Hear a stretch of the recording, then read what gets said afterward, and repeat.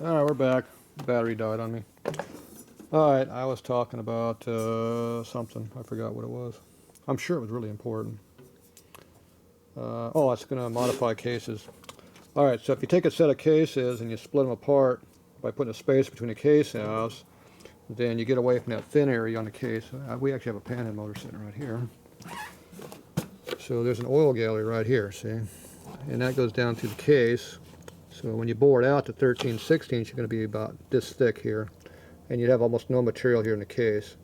And that oil hole would be wide open, so there's no way you'd ever get oil to your top end through the stock method. So you'd have to plug that hole up. That hole might also feed the lifter blocks. You might lose those also, I'm not sure. So those oil holes have to be all filled in. So that's what they did on this one. They filled that whole area in. They kicked it over about probably 3/8 of an inch, because they cut away the block so much. Easily they moved it over 1/4 inch, but I'm guessing that's the original hole there. They moved it over 3/8 of an inch. This thing's, that case is probably, the original case is probably about where this one is right now. So this is all weld.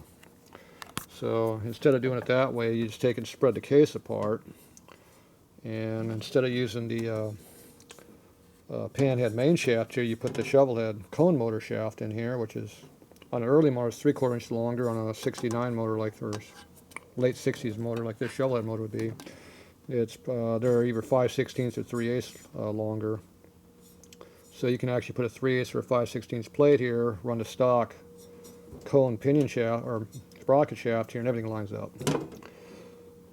Do you use the same bolt hole here? This hole here, you have to slot out the frame or move the hole over, whichever way you do. It's easier to cut the frame. Put dual holes in the frame. So this side of the case would sit over further. This side would be in the same spot. And you can make it fit together like that pretty easy. And you just take your cylinders here and you slot your holes out. Slot them over. So if you move it over 1/4 inch, you make an 1/8 inch on each side. If it's 3/8 of an inch, it's 3/16, you slot this over. So it gets kind of thin on the one side. Run a nut, a washer underneath your nut if you can, and it's good enough to run. So that's one of the tricks you can do. If you have custom cylinders made, you just have them made with a custom bolt pattern. It's no big deal. So that's one way you get you can do a trick and make your skinny old cases work with big bores. So anyway, this application, I'm going to see if I just bore it straight through. I might run an 1/8 inch gap. I don't know. I got to figure out what I'm going to do. I'll figure it out. That'll be on the other motor. On the 4 1/4 bore motor, we're definitely going to have to spread the case apart. There's no way getting around that motor.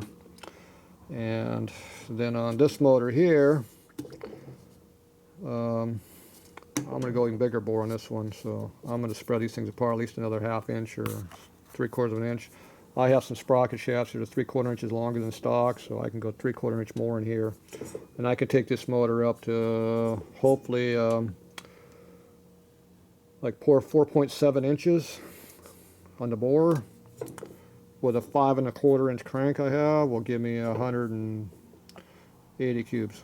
The limit of the class is 182 or 3. So, but to run vintage category, I have to run original cases and original heads or original replacement heads, depending on how they want to phrase that. So this will be, this is obviously a Harley case. So right now I can run a 4 inch bore on this in a heartbeat. This is 3 13/16 bore on the cylinder.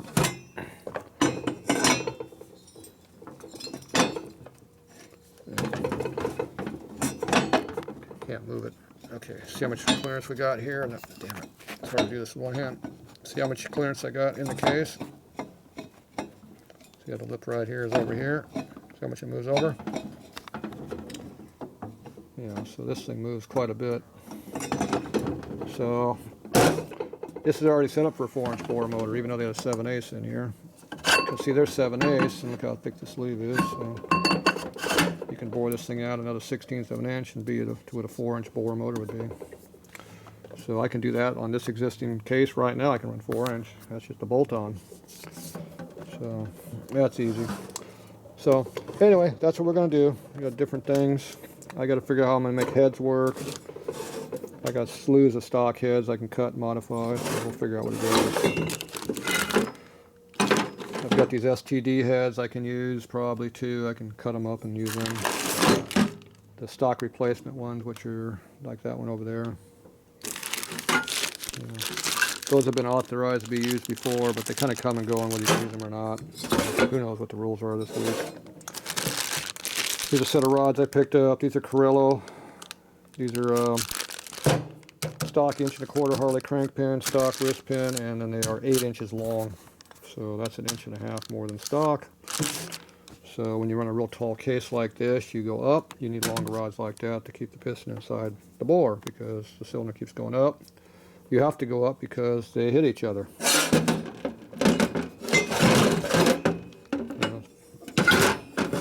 On a 45-degree motor, they hit. See, that's why they're cut away like this. See, they like that. So the only way you can go bigger bore is you have to raise these up higher, like this. And see, now the bore can get bigger again until they hit. That's why you keep seeing these raised deck motors. They keep raising the decks up higher and higher and higher. You got motors, there's motors that are about this tall out there. I had a couple cases like that floating around here, but anyway, they're really, really tall deck. You have to do that to run the big cylinders, and you have to have real long rods to do it also.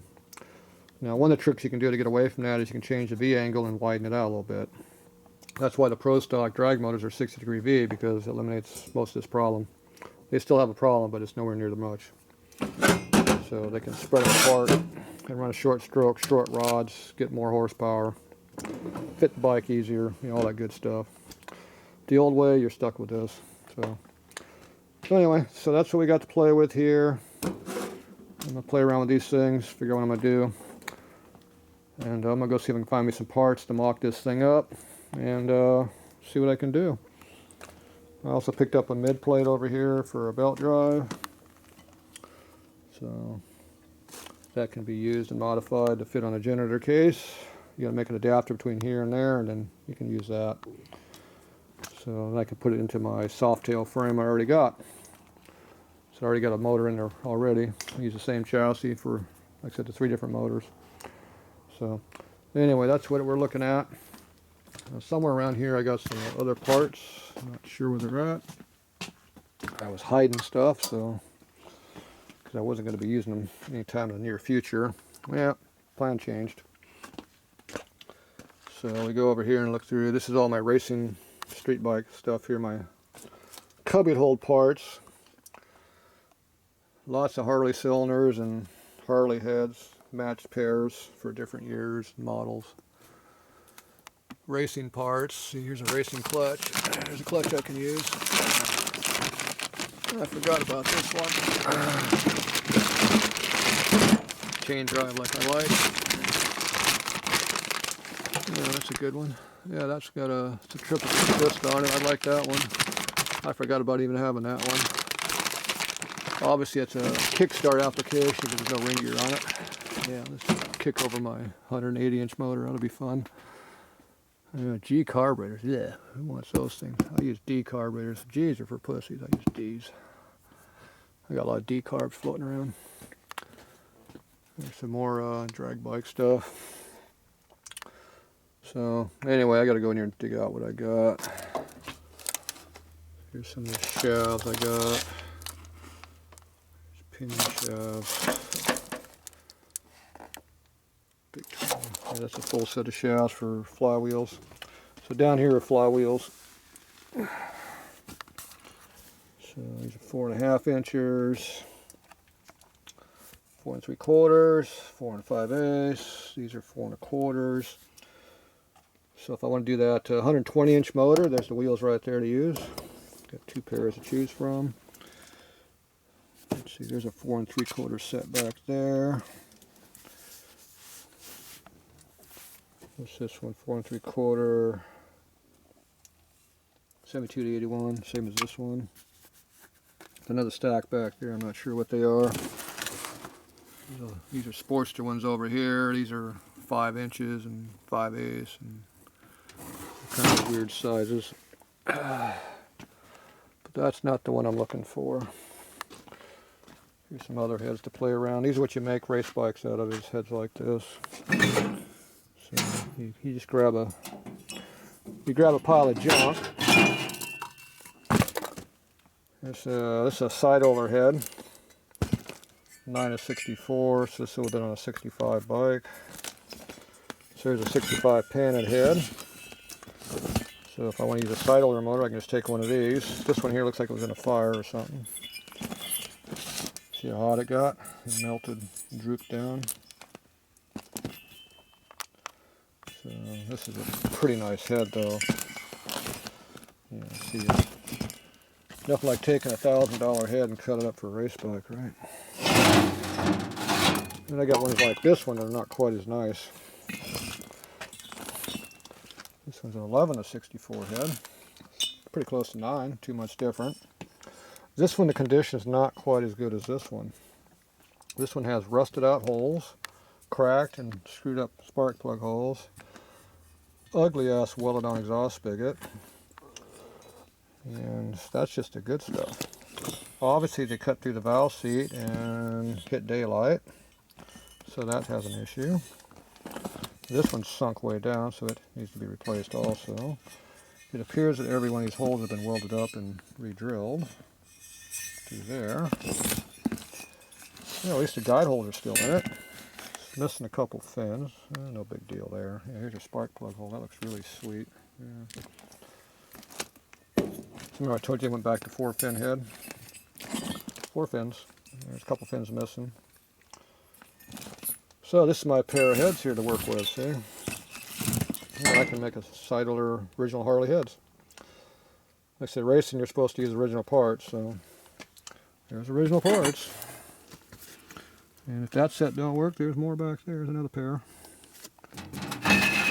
Here's another one. This one here looks really nice on the outside, but it looks like they had a cylinder on it, obviously, and it sat with upside down, and it filled it full of water. And then it sat for about 20 years. A little bit of corrosion. So that could be fixed. Exhaust spigot has been cut off. So this is another good candidate to make something out of, if I want to. It's not as bad as this one, see? This one's pretty much about the same condition as this one as far as I'm concerned. Pretty good. But, anyway, here's what we want. Here's this one I marked as race. 55 casting in 54. It's got the normal crack through here when you put the seat in too tight. Cracks right through there, and then right down the side. Yep, all the way down through there. Looks like someone tried to do some fin welding. Someone was practicing. And they obviously, I marked it for a bigger bore motor, probably 4-inch bore. So that's what it would look like with a 4-inch bore in it. This side here has been welded on a couple times. So these are the kind of heads I take and modify and butcher. They're already butchered, so. There's a 58 head here. Oh, no, it says 4-finner. That's a shovel head skit. I didn't even write your wrong model. So anyway, I can do whatever I want. Except put a head on the shelf. Like I told the inspectors, I have a welder and a mill, and I know how to use both. So I can do whatever I want. I can make whatever I want to make, and you just tell me what the rules are, and I'll do it. I keep changing the rules, though. That's the problem.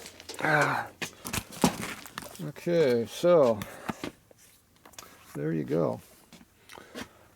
So this pile here is not very good. See, here's one I welded up before. This is for a street bike, though. See, a little weird repair work. So I've had a little welding done before. When you're going to weld up a panhead to fix it, that's what they look like. You have to cut all the seat out. You got to cut the spark plug out. You got to cut the cracks out. You get all of that brass out of there so you can weld it up solid. So that's how far you have to go. Then you get to weld it all up. And it looks like this when you're done with it. You fix all the stuff you don't like. Okay. So this one's all fixed. Now you have to go and machine it. And then you machine it all back out. When you're all done, you spend about $3 grand worth of machining time, welding time. And then you get to then you go ahead and then you get to rebuild them after that and do all your valve work and finish them up. Yeah, you get very expensive heads. So one of these sets down here, I gotta do that too. I forget which one it is. They want me to work on them. Okay, I'm looking for racing junk. Somewhere over here is a pile of racing junk. That's not racing junk, that's a starter. That looks like computer junk. I'm not looking for computer junk. I'm looking for racing junk. Alright, racing junk goes there. There's racing cases. There's race motor right there. There's my flathead motor. There's what happened to it. It sits on the shelf. There's military shit here too. Another case. Alright, so these are racing motors waiting to be built. Here's more 45 right cases to cut up to make 4-cam motors out of. So these are panhead cases. Original. Panhead. This is shovel head. See, shovel head has an oil hole here. So this is set ready to go. It's got a custom VIN number on there that someone did something to. I don't believe it's stock. So this is a prime candidate to make a race motor out of, and it's not even blown up yet. That's very rare for me. Usually they're blown up. So there's one set of case to make a motor out of. Here's another set here. Oh, this is my knucklehead set. So this one is one I've already welded up a little bit. See, I do welding too. See, this is just like that other set, but these have small bore. See how thick they are? Yeah, that's how you weld them up to make a case. This is a knucklehead set of cases. So if you want to make a big motor, here's how you do it. Now you can see you only go a little bit this way, but you couldn't go this far this way. So I can easily put probably 4 1/4 inch cylinders onto this knuckle set of cases. We revised the oil system a little bit. So this motor we actually raced, and it broke a rod here on the front. This whole section disappeared. It's gone somewhere up in Bonneville, and a few other pieces they had left. So I just started welding, and I added a little extra metal here and there and made them thicker.